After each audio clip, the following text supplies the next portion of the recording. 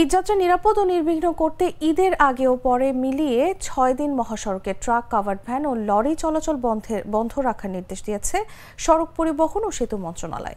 তবে জরুরি নিত্যপণ্য এই নির্দেশনার আওতামুক্ত থাকবে। শনিবার রাতে মন্ত্রণালয়ের সড়ক পরিবহন ও মহাসড়ক বিভাগের বিআরটিএ সংস্থাপন শাখা থেকে সহকারী সচিব মোহাম্মদ জসিমউদ্দিনের সই করা সংবাদ বিজ্ঞপ্তির মাধ্যমে এই তথ্য জানানো হয়।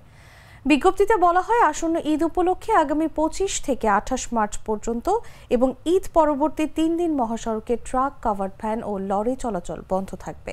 তবে নিত্য প্রয়োজনীয় খাদ্যপণ্য, পচনশীল দ্রব্য, গার্মেন্টস সামগ্রী, ওষুধ, সার এবং জ্বালানি বহনকারী যানবাহনগুলো এর আওতামুক্ত থাকবে।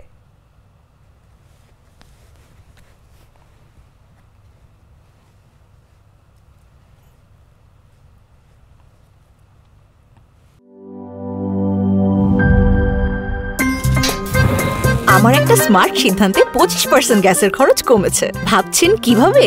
সাধারণ গ্যাস স্টোভ বদলে আমি এনেছি আরএফএল গ্যাস স্টোভ। এর সাইন্টিফিক নজল ও ব্রাস বার্নার ক্যাপ সমানভাবে তাপ ছড়িয়ে রান্না করে দ্রুত। তাই গ্যাসও বাঁচায় 25%, টাকাও বাঁচে 25%। আরএফএল গ্যাস স্টোভ, নিরাপদ ও গ্যাস সাশ্রয়ী।